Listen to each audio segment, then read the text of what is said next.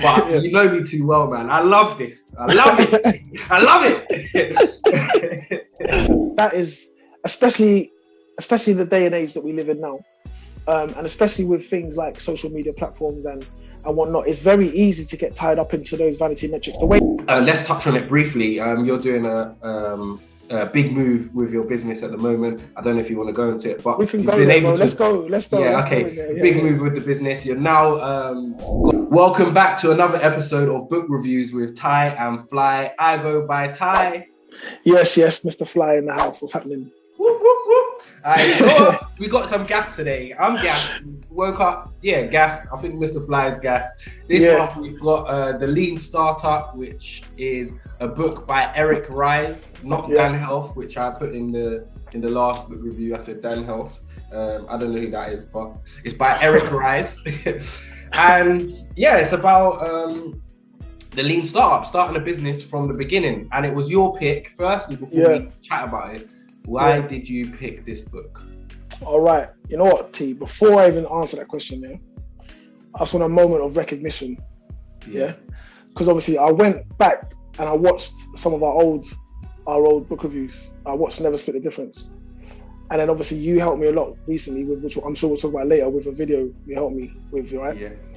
And your editing skills and your use of YouTube. Nah, bro, like seriously, your skills, and it's all self-taught. Like the way you edit this now compared to when we first started. So if anyone's watching, obviously when you're watching now, go back and watch some of the first ones and you see for yourself that, bro, the level has it's exponential. And the fact that you taught yourself it all, big recognition, bro, because that's big, honestly. And I'm not gonna go too deep into it, but with the video you did for me personally, the feedback, normally when I do things online, the feedback is 60-40, 50-50. It has been like 99%, bro. There's so you definitely have a talent there, bro. So big up, man. Big up yourself, bro.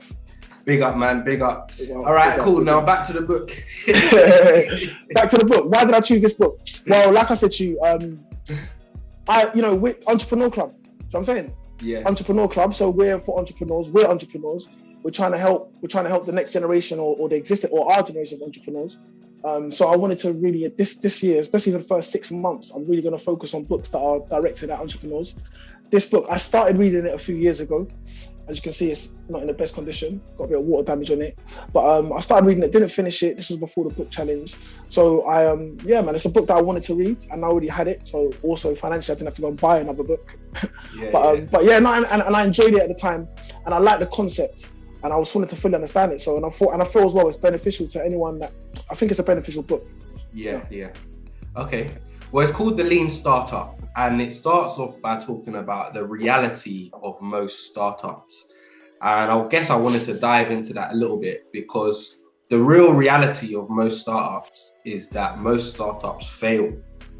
And I guess the book talks a little bit about why most startups fail and some of the process behind it. And I guess a lot of businesses, when they start up, they want just everything to be perfect before actually proving that their product or service is actually of value, so they spend a lot of time, a lot of effort, a lot of money in building a business, making it perfect, but actually without actually proving that the concept or the product is something that people want to buy.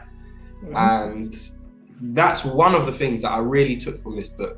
I really like the fact about, starting a business with the bare minimum, to test and check that the product or service is of value to the market.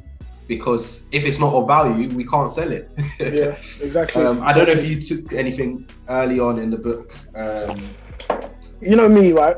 And I'm always trying to find the essence of what it is. What does it mean? What is the lean startup? So if someone asked me, I can give it to them succinctly. So I found a nice paragraph in the book, and I kind of abridged it a little bit. But to me, this is the essence of the lean startup: is validated learning and minimum viable product. Says we should get a product in customers' hands as soon as possible. Any work we do beyond what is required to learn from customers is a waste. So that's basically what it is. We have to do what we can to get our product or service out there in the hands of our customers our service users as quick as possible, because that's when the learning starts. Yeah. You know, so and I like the idea of that fact that, especially now, you know, again, use yourself as an example with this YouTube channel. You know, you just got it out there. You've got your phone. Obviously now you've got the camera, you've got the mic. But originally your first video, if it's still up, do you know what I mean? You just put your phone and started recording yourself.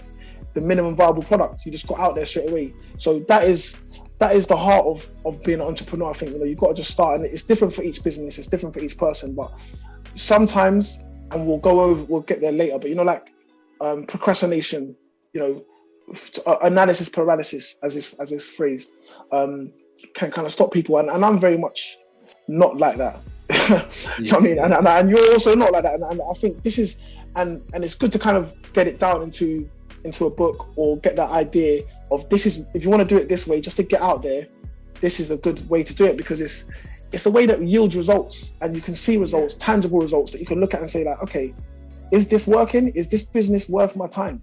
Do you know what I'm saying? So get out there, give it a try, see if it's working, and learn. And there was a quote. It said, "If you cannot fail, you cannot learn." If you cannot fail, you cannot learn.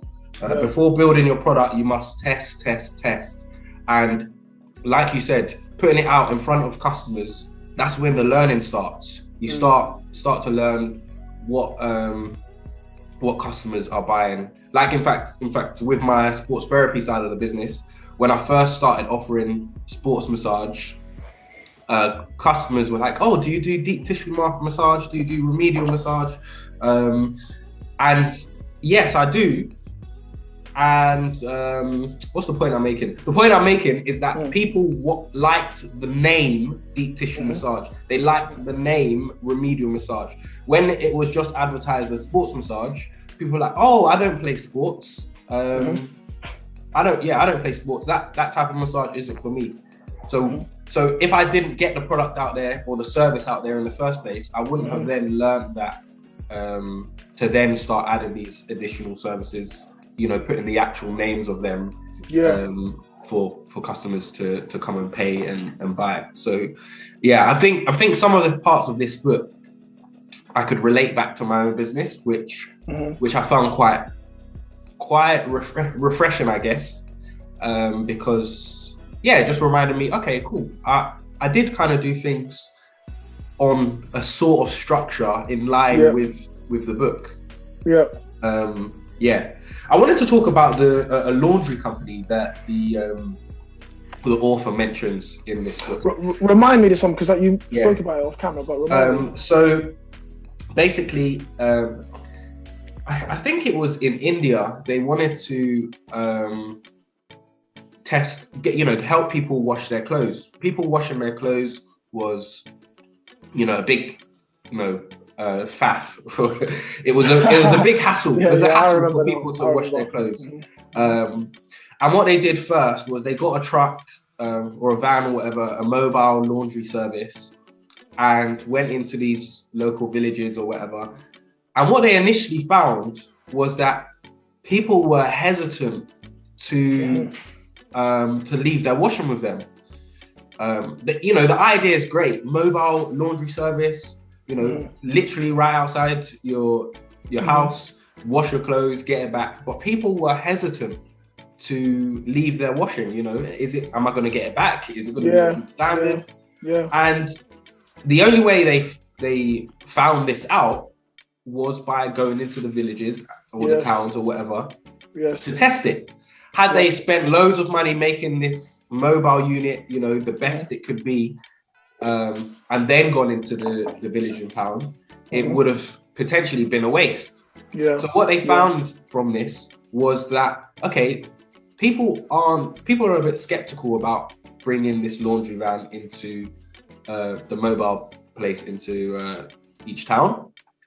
Let's take it to the supermarket car park. So now it's in a place that people feel confident and comfortable with. It's outside a supermarket. It's in a stationary position, even though it's still a mobile unit. It's there. It's got an association with the supermarket in theory. People have now built confidence, and the business then started to do well.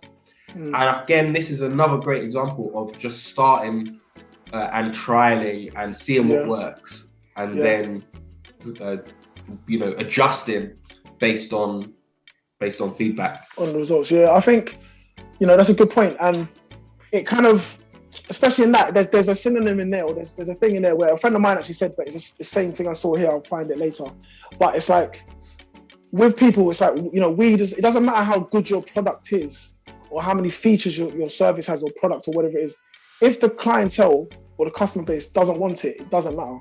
You see what I mean? So so it's like, you can go and say to a customer like, oh, buy this, or why don't you make what I buy? So why don't you buy what I make? Why don't you buy what I make?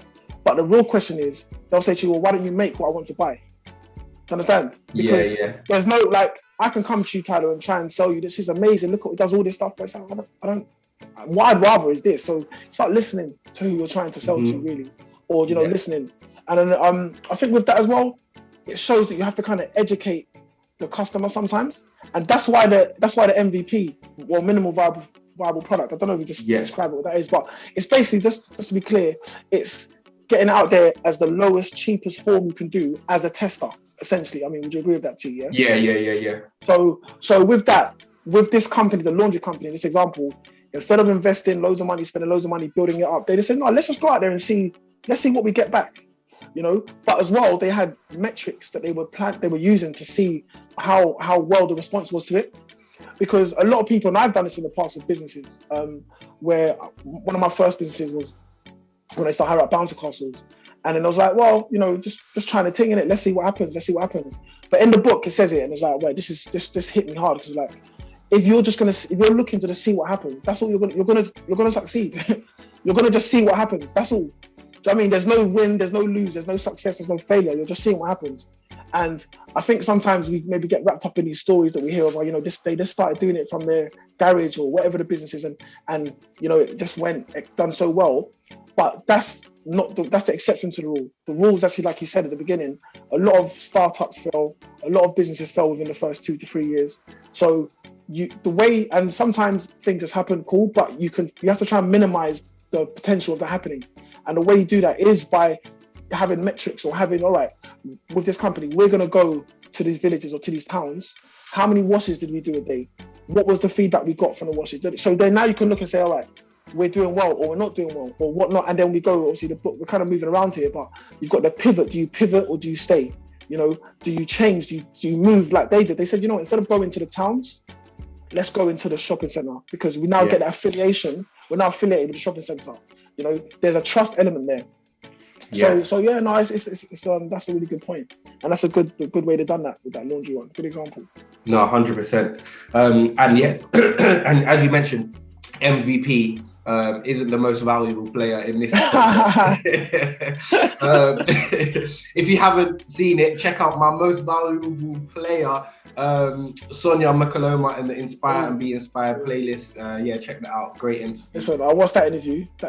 You always get like that interview touched me still. It was good, man. Yeah. It's good. Okay, wicked. But yeah, in this case, the MVP is the minimum viable product. And I think it's really important to remember, you don't need to have the finished business at the start of your business. It's all about growing. There's lots of one more thing on that one. Sorry, about the MVP. So they talk about this in the book a lot, and it kind of refers. One slight criticism I'd have of the book is well, for me personally, it's very tech centered. I feel like it's like a lot about tech, which isn't my industry, but it can still be applied elsewhere. But I think if you're like someone who's looking to develop an app or some sort of tech, this book is for you, right? Yeah. So they talk about, and they used Apple as an example with the MVP. The type of people or buyers that purchase the MVPs are early adopters. So now you've got there's a curve. I forget the name of I think it's called the curve of innovation, something like that. So you've got early adopters, then you've got the mainstream market, laggards, and so it's a curve anyway. I forget what it's called. But early adopters are the people that buy things before it's proven, but they want to be the first. So they want to say, I'm the first one to have the iPhone. I had it first before it came out. So, and they're happy. They're less critical, and they don't mind having the little bugs on it, or the things not working so well. There's a different mindset with early adopters. So there is a market out there for people. So if you're thinking, oh, it has to be perfect, no, there's people that want to be first, and they like, because as well, they like give you that feedback. If it is a tech thing, there's these communities. You've got so many things now, in the blockchain, NFTs, all this kind of thing. So there's communities around that can feed back to the makers and say, you know what, this was good, but we didn't like this feature. So there's some people that want to buy it when it's ready and it's totally finished, but there's other people that want to be first in it, and so there is a market for that. That's an important point. People like to add on to that. People like to feel like they're a part of the community, and sometimes they like to feel like they're a part of the success. I mean, let's touch on it briefly. You're doing a big move with your business at the moment. I don't know if you want to go into it, but we can go there, bro. Let's go. Yeah, okay. Big move with the business. You're now got a gym location where you're going to be starting running educational training for youth, mentoring, exercise classes, all of the above and more, just helping the community in art. And I'm not going to go into too much, but you're just inspiring the community with your business, Fit for Life Youth. And I'm actually going to put the donation link in the description box. But the point I'm making is a lot of people have donated, or a few people have donated so far. And that's because people have seen your vision, they've seen what you're doing. They don't need you to have the finished product at the moment or the finished service, and they want to be a part of the community. They want to see it and be like, wow, I helped support that. I donated to that, and look at it now. And I think that's a great, your business currently is a great example of that example there, what you said about Apple. Well, thank you. FLLY HQ, check us out, man. 151 Preston Road, W10. Big up. So the book also uses a lot of terminology like the value creation hypothesis. Okay. And it's basically, are you creating value in the market? Yes. Is your product or service creating value in the market? Because if it's not, how do you expect to sell it? And then again, that goes back to the minimum viable product, the test to a point where you're getting feedback from everyone to know if you're creating value, value for the audience. Also, coming on to the growth hypothesis. Are you growing because you're offering value, or because you're getting fundraising? So at the moment, again, let's go back to your business. It's great having all this fundraising.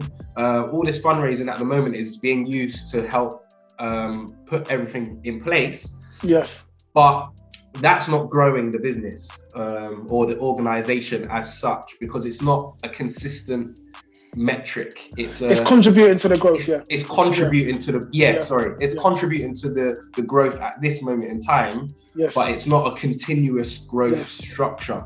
Once all of that investment goes into making the space a nice community space, and then you start, running programs, etc., getting funding here, there, and the other, that's then now part of the growth hypothesis. Yes. That's a good point, because this is what you see again, going back to tech, with a lot of these startups and all these kind of apps and all this tech stuff that they do in Silicon Valley and all that kind of stuff. That's what happens. A lot of them don't make profit. The way they're growing is through continuous fundraising, and obviously people buy into the idea. Look at Uber, for example. Uber only just made profit. I think they only got into profit a couple of months ago, maybe 6 months ago. We're in February now. So, but the way they kept growing is obviously through investment. So I get what you mean, and that's kind of a big problem within tech, because they'll come in there and they're making, they're getting all this investment, but that's what's actually driving the growth, as opposed to the market buying into that. Do you see what I mean? So that's a good point. And again, that relates to the tech with the growth hypothesis. I think what they talk about is the build, measure, learn feedback loop. Yeah. Which is, and again, that's really important. So you've got the build, so you build the MVP, then you measure the response that it has. Are people taking it up? Are they not? Why are they taking it up? Why are they not taking it up? X, Y, Z, there's a lot of questions we can go in there. We'll go into the whys a little bit later.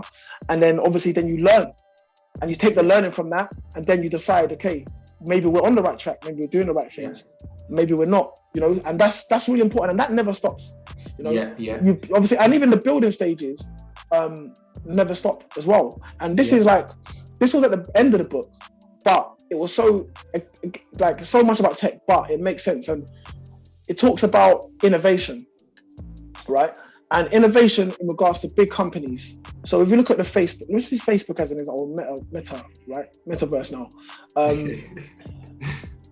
No, so a friend of mine told me this, and then it kind of reaffirmed it in the book.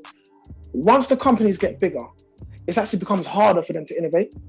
So because they're running such a big organization operation, and then they start directing less funds towards innovation, or less, you know, because they're doing so well. So Facebook's a perfect example. So what they end up doing is buying other companies, you know. So look at Facebook, it bought WhatsApp, it bought Instagram, it tried to buy Snapchat. So now they're doing that, they're dominating that market, but now along comes TikTok. But they never innovated on that one. I don't think they're gonna be able to buy that for obviously political reasons or whatever. So it's just, and that's kind of how it goes, and then the innovation stops, because at one time, Facebook were the disruptors. You know, they come in, they messed it up, you know, they changed the game, but now they're so big, they're trying to innovate now with Metaverse, where they changed the Metaverse and whatnot. But it just kind of goes with innovation, it becomes harder the bigger you get. So as much as you're trying to, you know, you can build, you can measure, you can learn, but then you get to a point where it's harder to pivot, because you're already, and you're doing so successfully well. You know, Facebook, the top apps downloads, they're in the top 5. Like Instagram's there, Facebook's there, WhatsApp there. They might not be number 1, but they're all there. So the point I'm making is, the bigger that you kind of get, it becomes harder for you to build again. You know, because you just what you end up doing is make your current things better. So the Facebook interface becomes better.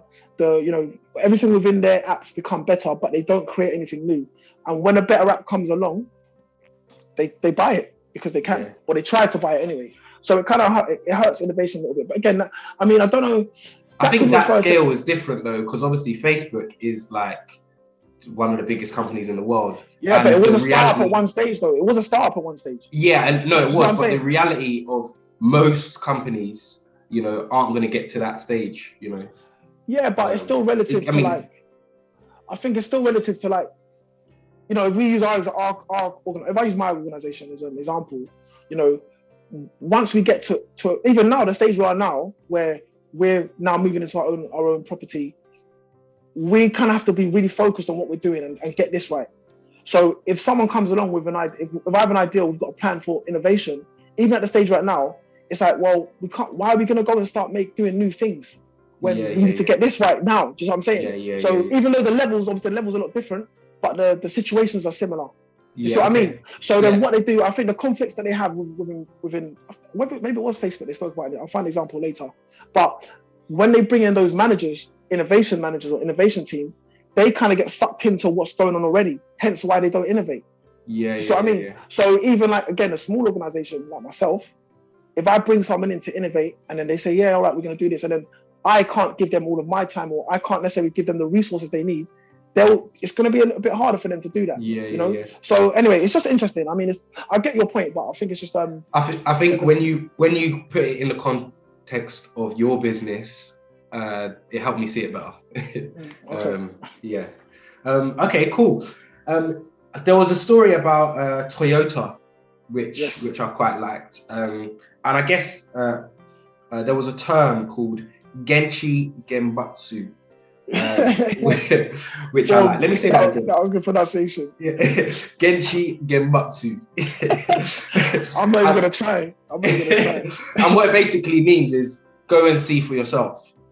And it's essentially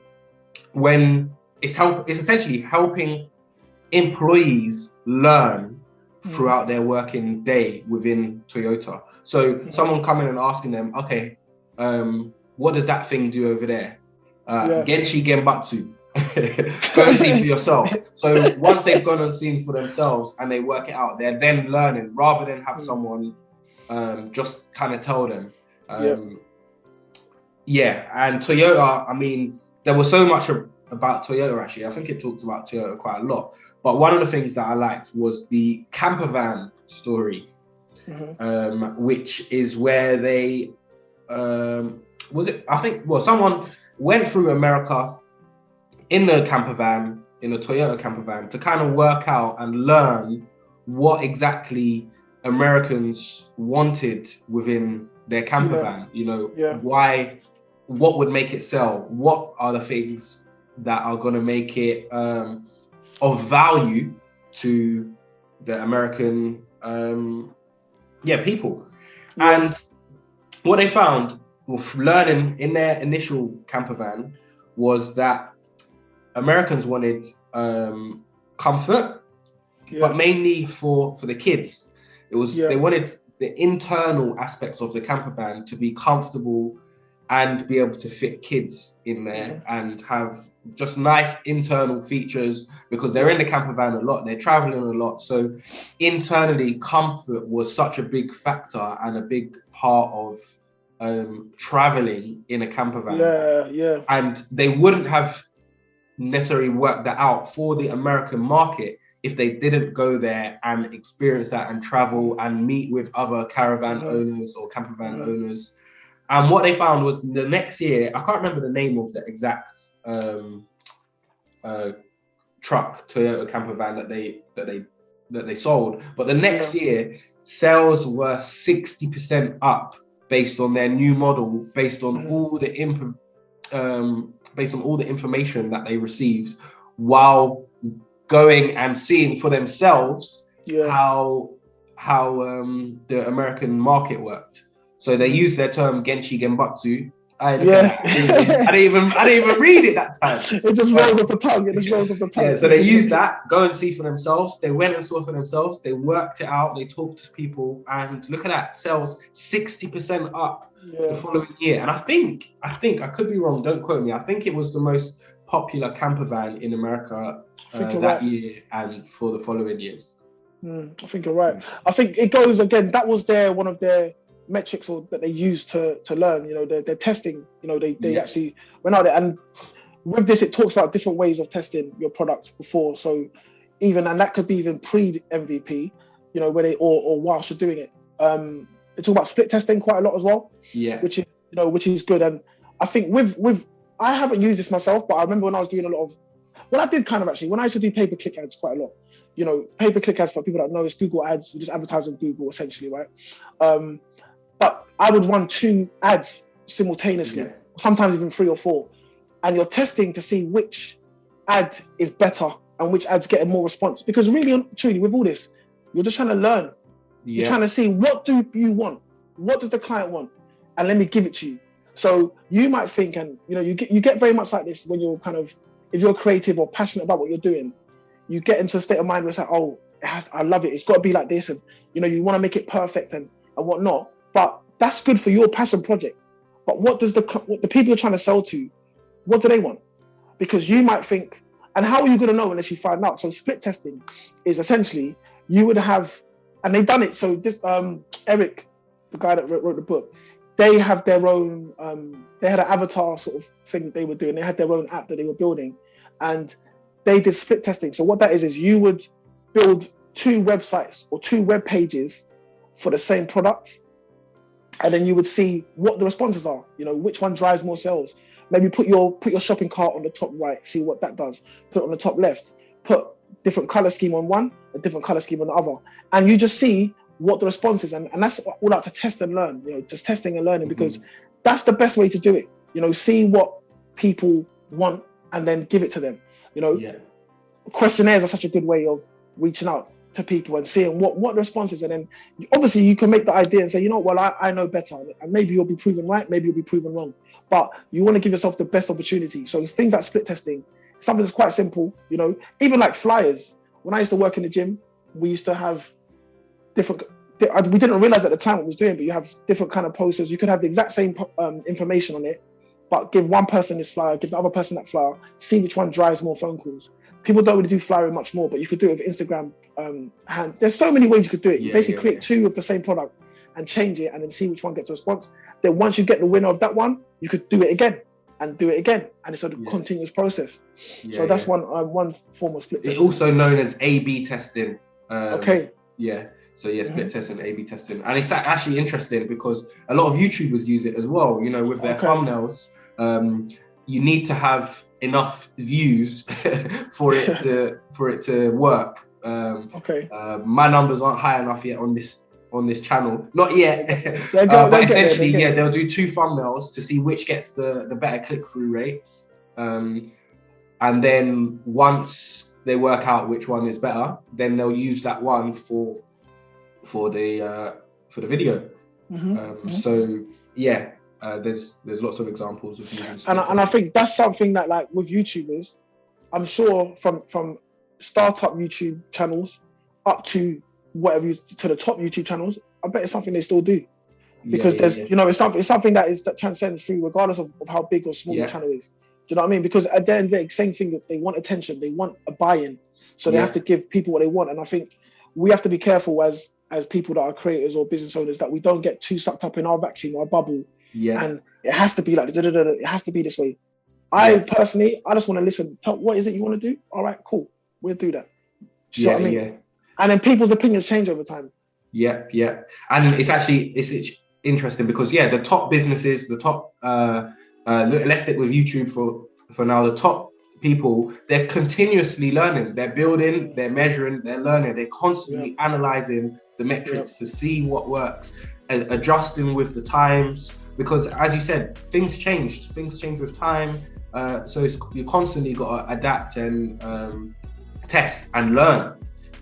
I think the lean startup is essentially saying, keep on learning. Never stop learning about your business. You might think, I've got to this level, okay, this works really well, but then next season, your product might have sold well this summer, but next summer it's like, okay, orange isn't in fashion anymore. It's now blue. So people change. Opinions change. Change. Like, when you watch something from 10 years ago and you're right, that didn't age well. Do you know what I'm saying? Because opinions change, public opinion changes over time. So something that was cool, even, and especially now, something that was cool 5 months ago might not even be cool anymore. Something that was acceptable a year ago might not be acceptable anymore. So if you just think, you've never cracked it. You've cracked it for that period of time, but over time. Something that was quite good. So they've got the chapter about leap, which is that leap of faith. And it relates to what we're talking about now. You've got the analogs and the antilogs. So this is an example of how things change, or how you can even kind of bring about change. So they'll say when Steve Jobs made the iPhone, he already had his hypothesis. He already knew that people were happy to walk around with listening to music on the go. So I'll put it how he put it here. So it says the Walkman is the analog that solved the critical question that Steve Jobs never had to ask himself. The question is, will people listen to music in a public place using earphones? When Sony asked the question, they did not have the answer. So Sony were the analogs in that situation, because they didn't know. They took that leap of faith, but the question was already answered. Now along comes Steve Jobs, and his new one was now, Jobs had to face the fact that over time, people now, instead of downloading it from iTunes, they're now going to download it from Napster. At the time, that was what people was doing. So they had to bring a new. So that's when downloading kind of came out, and now streaming came in. So that's my whole thing. If with the iPhone, if they just said, "Oh yeah, we cracked it now. We've got the iPhone. People are downloading music onto the iPhone. We already know they're going to walk around listen to music in public." If they just stayed there when Napster came along, if they didn't re-innovate or build, change the model, they would have been stuck there. And now, obviously, most people stream now. So do you see what I mean? It's like you've never made it. You have to continuously listen to your market, continuously keeping your eye on what is happening in the market and in the world and whatnot, and people's opinions. So analogs and antilogs, and eventually the analog is the new one. Sorry, it's the established one. The antilog is the new one, but over time roles change. So you become, the longer you are in the market, you now become that established. Look, we spoke about Facebook earlier. At one stage, they were the disruptor. They were coming in, they were changing things up. They were new. They were, pioneering. Now they're established and they're not the new ones now. TikTok, I guess, is the new thing on the block, right? The new kid on the block. So yeah, man. That's No, 100%. There was another. Well, there's lots of points that we could cover. We're not going to cover everything, but a term that I loved is vanity metrics. Yes. That hit home at some. Vanity metrics, and it's essentially having metrics or having data that you feel makes you look good or makes you feel viable, but really it's just stroking your ego. And I'm going to give you an example from this YouTube channel. Actually, one of my videos has done a bit better than some of my other videos on this YouTube channel. I'm not going to use numbers, but it's got more than the average views of most of my other videos. However, when I look at the data, the watch time for that video isn't as high as some of the other videos that have less views. So people are watching it for less time. So they're clicking on it because for whatever reason, they're clicking on it because I believe the video has been shared to lots of different people, but they're not actually staying on it and they're watching it. So now if I had just looked at the views, I'd be like, oh wow, this video is actually doing quite well. That's a nice vanity metric. Or this video is doing well for my channel. But when I actually analyze the data, I'm like, actually, no, this video is not doing well. It's people are watching a little bit of it. They're clicking on it because the video has been shared or spread around, but it's not actually giving me good metrics. So yeah, I don't know if you had anything to add on Vanity. No, look, Vanity, listen, that is, especially the day and age that we live in now, and especially with things like social media platforms and whatnot, it's very easy to get tied up into those vanity metrics. The way that they put it in the book is vanity metrics versus actionable metrics. So you're talking about, the vanity metrics is like, oh look, X amount of views, I've got all these views. The actionable metrics is now when you dive a little bit deeper and you look in and see, okay, what's the watch time? You start looking at the analytics. And then it depends where your attention is. Because if you're just like, you could just sit back and be like, well, look, I've got all these views, this video is boom, boom, I'm doing it, like, I'm doing my thing. But like, then you take a little dip, you dive a little deeper and you see, okay, actually, the watch time on these other videos. So what we shouldn't do is we shouldn't be too obsessed with those vanity metrics. You know, even from a financial perspective, it's like when you're looking at money, you know, you can look at your growth, your turnover, and it's happened to me in the business that I used to run before. And I only really realized this now setting up the FLLY HQ with the planning. So it's like, you know, we were turning over like a lot of money a year. And then it was like, you know, that's a good vanity metric, you know, feel good, yeah, man, we're doing this, whatnot. And then when you break it down to the net, so you've got the turnover, and then when you deep it and look at the net profit, it's not so, you know, that's an actionable metric. Because really, if we were focused on the net profit as opposed to if we were focused on the actionable metric versus the vanity metric, we would have realized that even though we're turning over all this, we're only keeping this percent of it. So that's a problem. Let's deal with this problem. Do you see what I mean? So saying to yourself, you know, with the YouTube video, if you just focus on that, on the number of the views, you'll be like, oh, I'm doing my thing, I don't need to worry. But no, you'll look at that and think, okay, why are people watching this video over this video? So the percentage, it's quality over quantity, essentially, right? So I think especially now, it's very easy to get, and my fiance always says this, like, she knows a lot about Instagram with her company, Up Your Moxie. So we'll talk about views, or not views, sorry, the amount of followers someone has. You know, Instagram now, followers, right? Everyone's looking at, well, I don't think so much anymore, but before, a vanity metric is how many followers do they have? But we really know, everybody knows that people buy followers. So why is it, so now people that know about it don't even watch that. You go back and look, okay, how many views do they have on their video? You know, what's the interaction like? We spoke about already, the community. Do people comment? Do people repost? X, Y, Z. So that's a vanity metric. You can go now and buy 20,000 views like that. Make you look good. I'm not views, sorry, 20,000 followers. That's all good. But that's just a vanity metric. That makes you feel good. So, you know, when people look at my page, they'll think da-da-da. But in reality, how many views did you get on your thing? And even to take it a step further, what are those views doing for you? Even if you do have 20,000 followers, what is the purpose of if you're talking about Instagram, what's the purpose of your Instagram? Is it just promote, like, what you have to have a definitive purpose for it? Is it to make sales? Is it just for awareness? Is it to drive in leads? What is the purpose of it? And is it achieving that goal? And that's the metric you should be focused on. Whatever your goal is, everyone's different. Every business is different.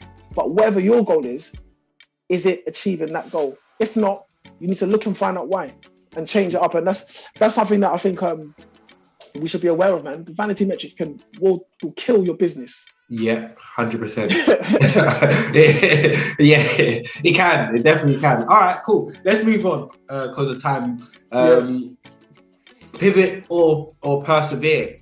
There comes a time in businesses where sometimes you might have to pivot or persevere with what's going on. So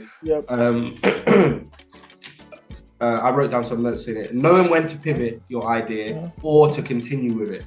And there was a guy who spoke about, he had a product, I think it was a tech-based product, and he had to pivot 4 times making his minimum viable product. But each time he pivoted, making the product got quicker.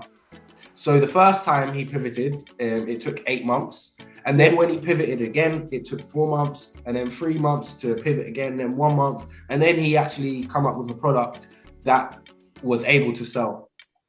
So within business, there are times where we have to change.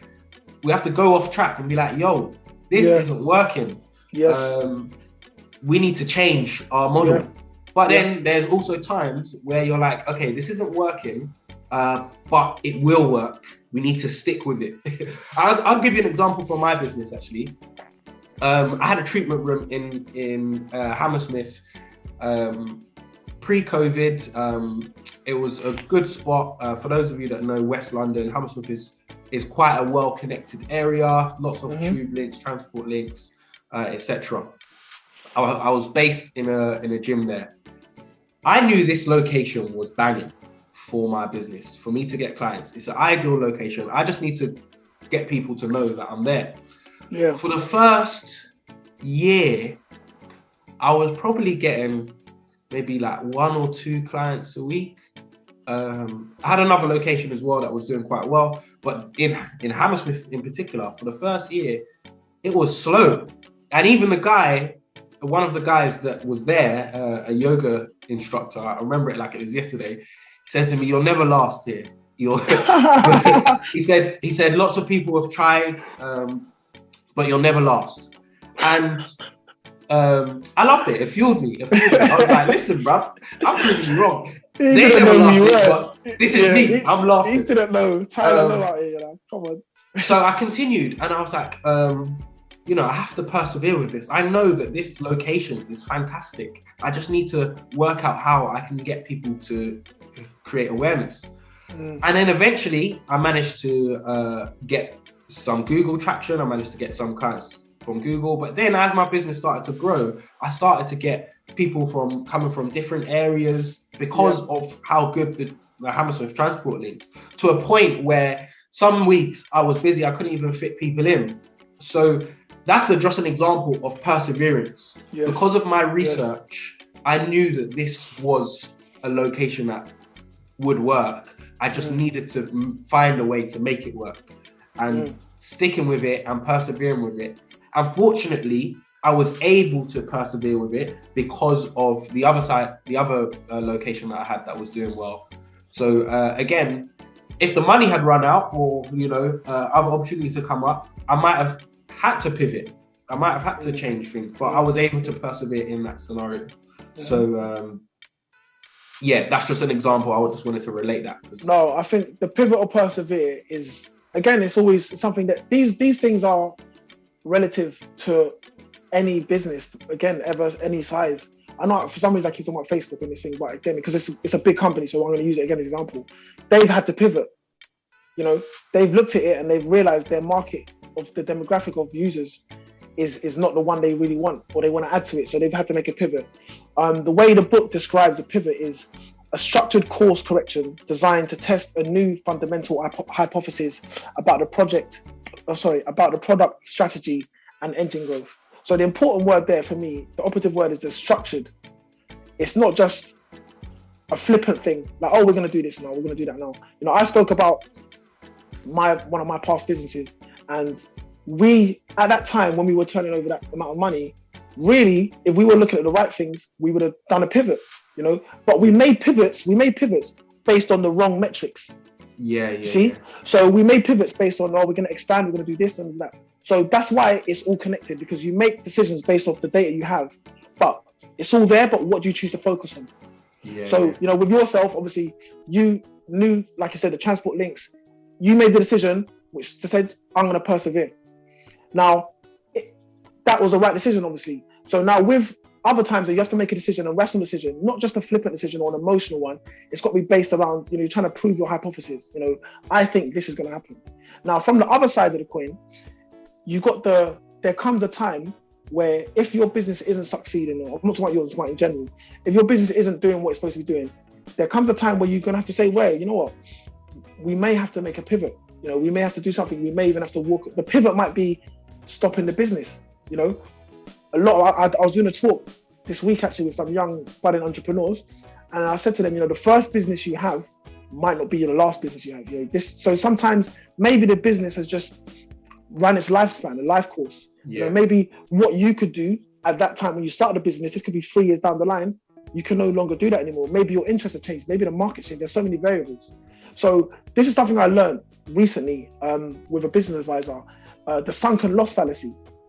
So I don't know, did I speak to you about this? No, I don't think so. So the sunken loss fallacy is when you have a business and you're very and I've set up businesses and I've shut down businesses, you know. So I don't suffer from this, but some people do. So it's like when you have a business and you put so much time, effort, money, resources, energy, everything to this business, and it's just not performing for whatever reason, there has to come a time where you look at it and say, you know what, I've got to stop.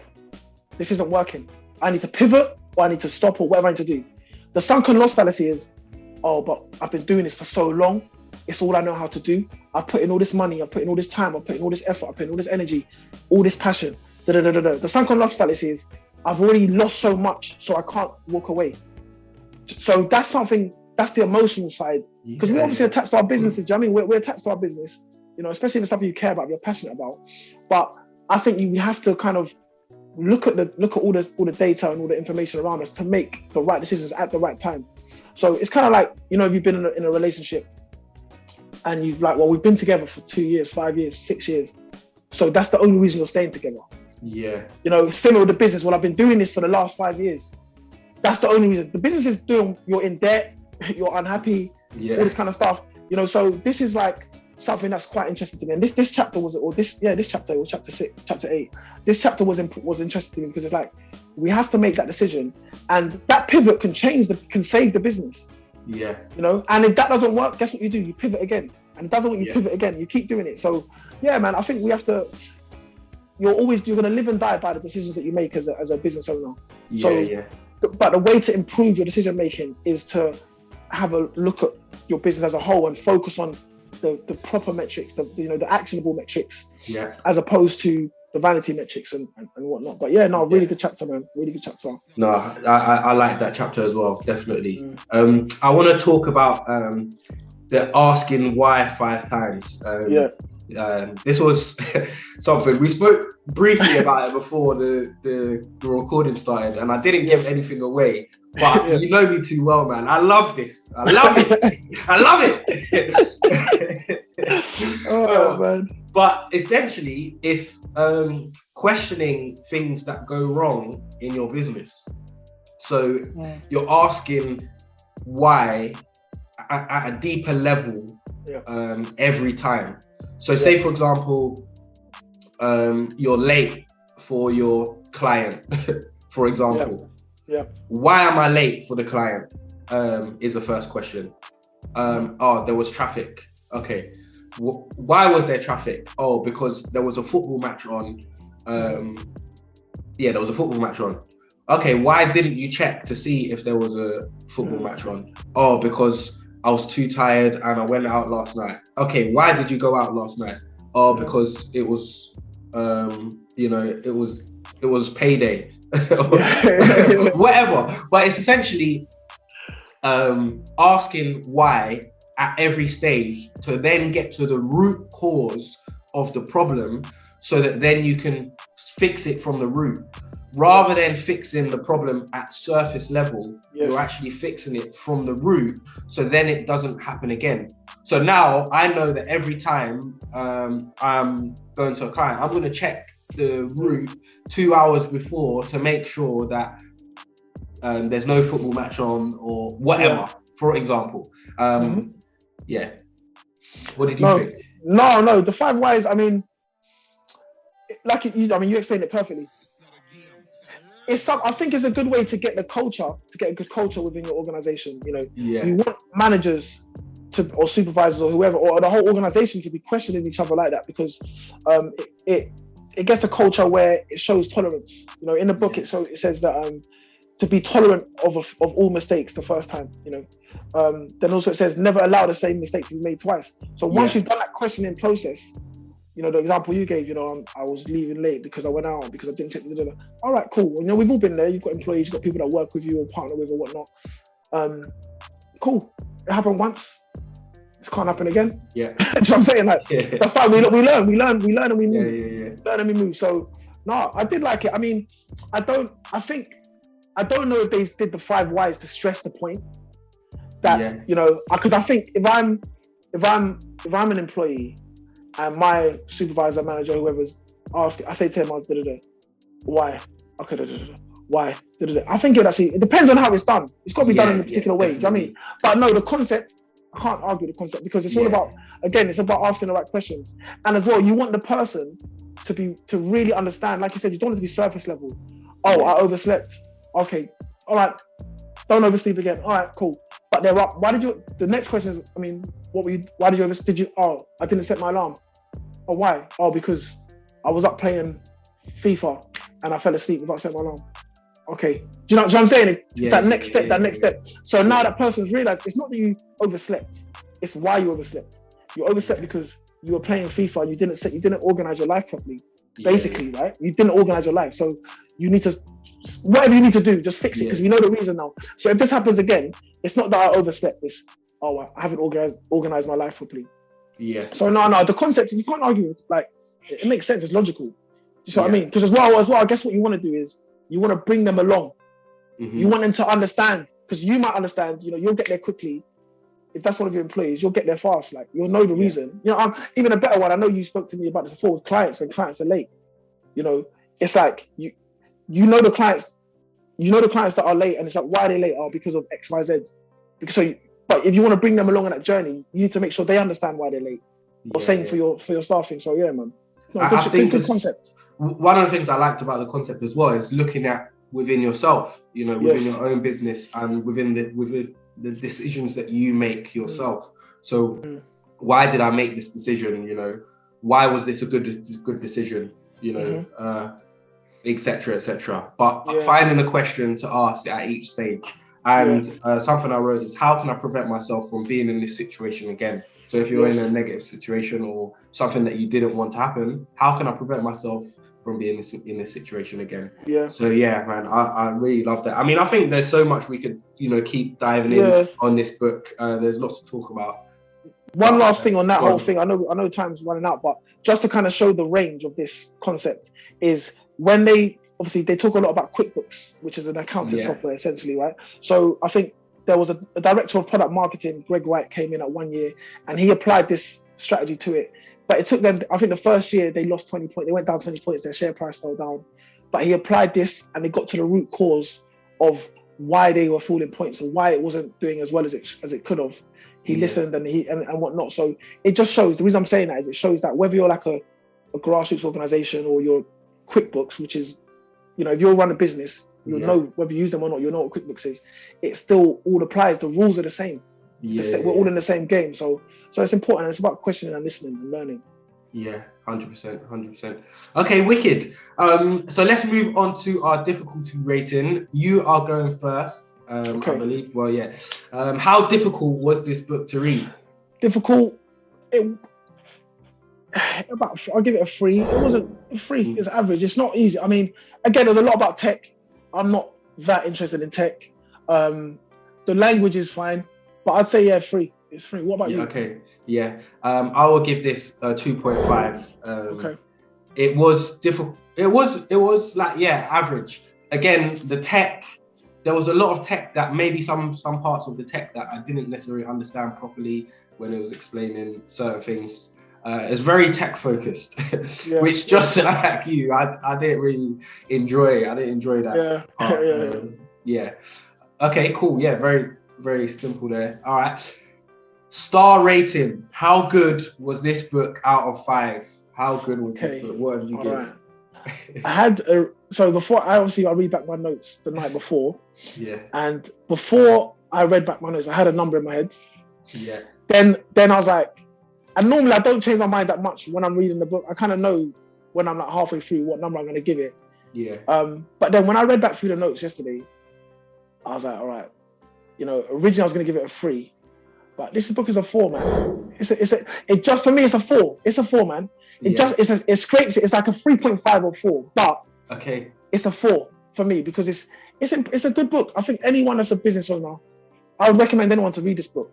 Regardless of whether you're in tech, because it's a 4. What would you give it? Okay, wicked. Do you know what? This is, I guess we're in slight, not disagreement, but star rating. I enjoyed aspects of this book. There were so many key points that I took from this book. Like the 5 whys, I love that. Talking about the minimum viable product. There are lots of things that I took from it. But I didn't love it. I didn't love it. And I was between a 2.5 and a 3. As I was reading, I was like, can I give it higher? It just didn't capture me. Yeah. So I've gone with a 2.75. 2.75. You say 2.75. I felt like, I'd given it a 2.5 is harsh, and 3, after this conversation, I want to give it higher. I actually would even maybe go as high as a 3.5 after this conversation because of all the gems that were in it. Yeah. But I just wasn't captured by it. And especially the last chapter as well. I felt like, it had really lost me by then. It's pointless. It's pointless. I was like, what's the point of this chapter? I'm not going to lie. I was thinking, what is the point of this chapter? Seriously. So 2.75 for me. All right, cool. That's probably one of our biggest gaps. 1.25 in terms of a gap. Mr. Fly voted 4. I voted 2.75. And again, these are our opinions. And regardless of what book we read, there is value in it. Every single month, we've read a book. And regardless of the rating, we've took something away. So, just to remember that. Right, next month's book, we have The Little Book of Stoicism. You can see on the camera there. The little book. Okay, you got it in time. Yes. Just in time, bro. Just in the nick of time, bro. The reason, this is my pick, and the reason I picked this book is because it's about resilience and being resilient. And within your business, there are lots of times that you have to overcome difficult situations and you have to have a strong mindset to push through. And Stoicism is basically about, being resilient and not having negative emotions, getting through difficult times, it's nothing, like it's calm. So that's why I picked this book. So join along with us. I'll leave the link in the description box for this book if you want to read it, and for any of the books that we've read over this book challenge. But for now, check out the video that is on the screen. Whatever video is on the screen, check that out. It might be a book review, or check out on the bottom, I'll put the video that YouTube suggests is best for you. YouTube thinks that you will like the video that is on the bottom, wherever it is. But remember, support the ting. Support the ting. Hi, my name's Chris, and I'm the founder of non-for-profit organisation FFLY HQ. We've been working in my community in North Kensington for the last 3 years, doing school programmes, holiday clubs, and much more. We've now acquired the lease on 151 Preston Road and are launching the FLLY HQ Project. We have picked up the keys and we are opening up a community fitness centre that will help people with employability skills and much, much more. This is where our studio is going to be and our educational space. You'll have to use your imagination. This is where we're going to have our boxing ring. This is where the cardio equipment is going to be. We urgently need to fundraise £10,000 to get the FLLY HQ project up and running. We want to convert 151 Preston Road into a place that the community can come to and train young people can come and do employability training. People can come and exercise as a family together, and we can turn our dreams into reality. Can you help us?